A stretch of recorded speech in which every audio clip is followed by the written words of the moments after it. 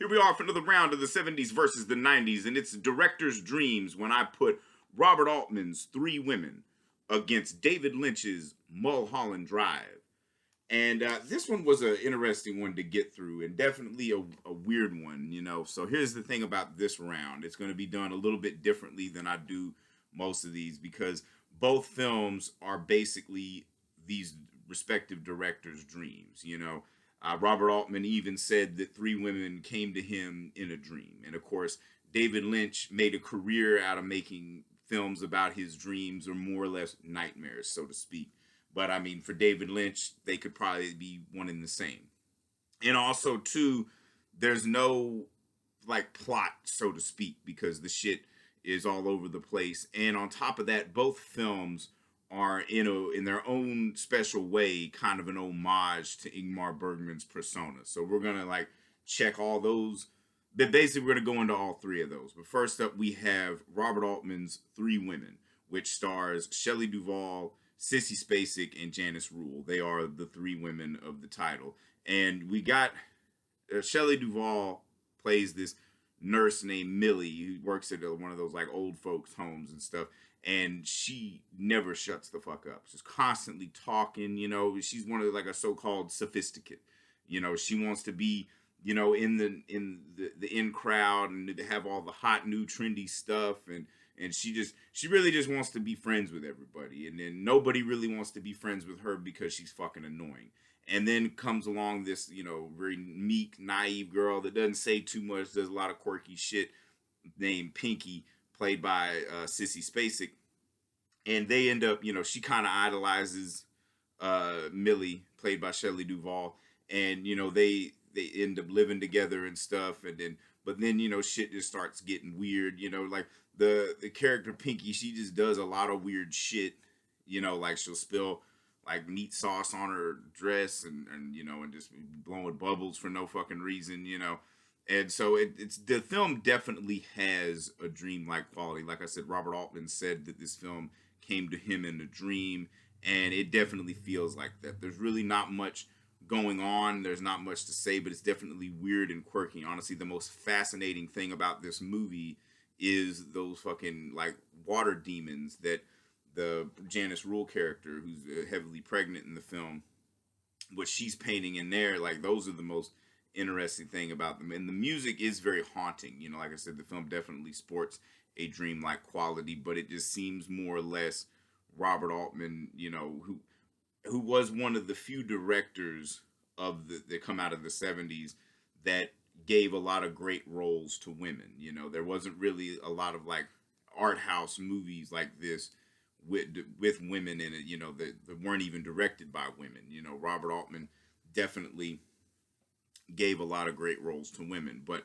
this one doesn't really have a whole lot to say, and there's moments in it where it's just absolutely absurd, but then you could also write that off as, oh well, it's a fucking dream, you know, which is kind of a scapegoat, you know. And then so we look at David Lynch's Mulholland Drive, which, you know, in a way he was trying to do another Twin Peaks and actually have it as a series, so you can kind of see that how episodic this film is. You know, of course, we got two women that's at the center of this film. Naomi Watts, who's a aspiring actress who comes from Toronto to Hollywood, and then there's I forget what the actress's name is, but Laura Elena Haring is like, we see her get in an accident at the beginning of the film, and you know she's got amnesia. She's in, you know, and so these two link up because she's hiding out in her Naomi Watts's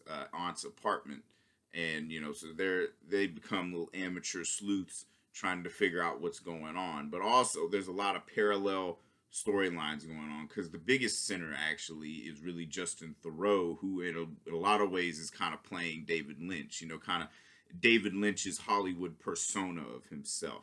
And of course, he's a filmmaker that's having to recast the movie, the lead actress in the film.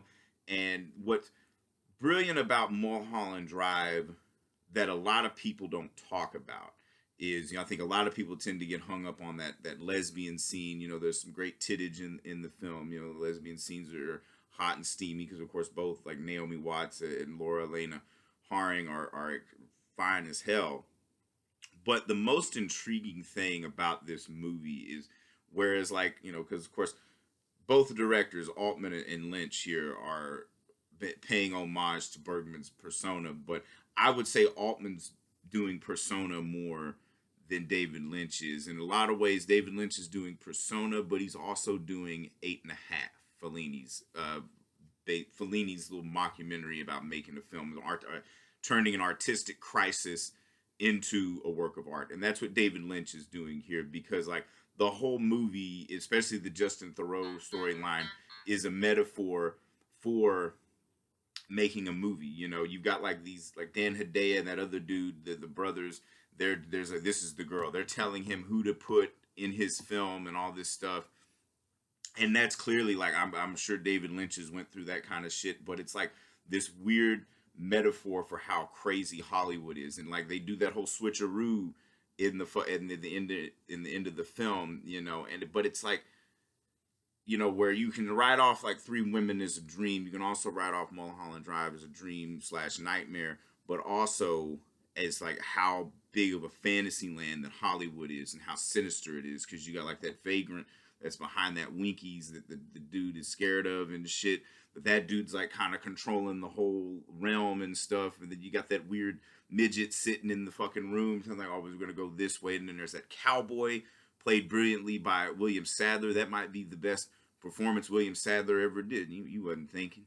You was too busy being a smart aleck to be thinking. Like this, that whole exchange is fucking brilliant. And of course, Justin Theroux knocks it out of the park. As he walks in on his wife getting boned by Billy Ray Cyrus. And so, I mean, the thing about it is, like, the movie itself is very sexy. There's a lot to say, like, specifically about Hollywood and how, like, that town is, like, it's the dream factory, but it's also the nightmare factory. I mean, this is, like, honestly really brilliant shit, because here's the thing. I'm not trying to, like, say or make sense of either one of these fucking movies, because I don't really think either one of them were meant to make sense. I think the lack of understanding is kind of the draw for both the filmmakers and like the audience of these films. The fans of these films that are like, well, it's not supposed to make sense. Well, life doesn't make sense, so I guess that's the fucking cinema, because cinema is life. But the thing about it is, what a lot of people don't talk about is how brilliantly David Lynch pokes fun at Hollywood while still doing his own thing. This is a feat that only Fellini wasn't poking fun at Hollywood in Eight and a Half, but the Italian film industry was just as crazy and fucked up as Hollywood. But like the fact that you got this young actress that's coming to Hollywood to find her dreams, but she ends up finding a nightmare, because it's like, that whole thing, like you could sit there, get a whole room of film nerds and pick this film apart till the live long day, but at the end of the day, it's all about movies. That's all it fucking is, the cinema, and like how crazy it is to make a movie, the hoops you got to jump through, and the fucking nightmares that surround it, and the motherfuckers just sitting in rooms making these decisions. So it's like, this round clearly has to go to Mulholland Drive, because here's the thing. I'm not saying either one makes more sense than the other. I'm just saying which one's the better movie. And I think Mulholland Drive is the better movie, because there's a lot of shit in Three Women that don't make a whole lot of sense. I feel like it goes on a little too long. I'm a huge Altman fan, but this is not one of his like better movies. This is kind of like his experimental period, like, because at that point in time in Altman's career, he didn't really like have anywhere else to go. So it's like, much like Ingmar Bergman with Persona, this was the logical choice. He had to basically reinvent himself as a filmmaker to keep the momentum going, because by that time, shit, he's coming off of Nashville, which, might be his best film. And like, where the fuck do you go from here? And so something comes in a dream and he makes it. David Lynch, kind of the same way, but David Lynch wasn't as prolific as Robert Altman, but Mulholland Drive just might be his masterpiece. All lesbian shit aside in the film, yeah, that's hot, but the brilliance, like Justin Theroux's performance, playing Hollywood David Lynch and going through all that shit, like that is pure fucking brilliance. I don't think anybody has really just made a movie about how sinister Hollywood is better than David Lynch. Motherfuckers have tried, and it's a little heavy-handed, But with Lynch, it's so subtle because he's so Lynch that nobody really notices it. They're so focused on, well, what does it all mean? Fuck what it all means. The thing about it is, like, even David Lynch, it's fucking art.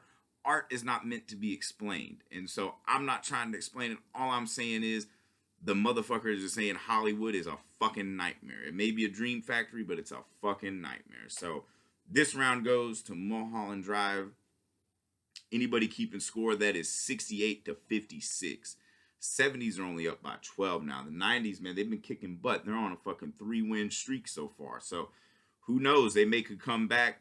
The 70s still holding strong. We'll see how it goes, man. But like, this one was a really hard one to pick, because I'm a huge Altman fan, but I really think David Lynch made the better movie. I mean, the thing about it is, I may not understand Mulholland Drive or Three Women, but I have a better time watching Mulholland Drive just because it's so episodic. In a way, it's like David Lynch's Pulp Fiction, So if I've said anything wrong, anything you disagree with, feel free to eviscerate me in the comments. This shit's all up for debate. This is one asshole's self-indulgent journey to find out which decade was better for movies, the 70s or the 90s. 70s still have a considerable lead, but the 90s are on a fucking 3-win streak. So who knows what could happen? This shit's definitely heating up. So stay tuned for all the nitty and the picky. And all you film professors out there, you want to monetize on this, throw some money my way. You can use all this shit for your fucking classes and stuff. So this is all in the name of cinematic insanity and science.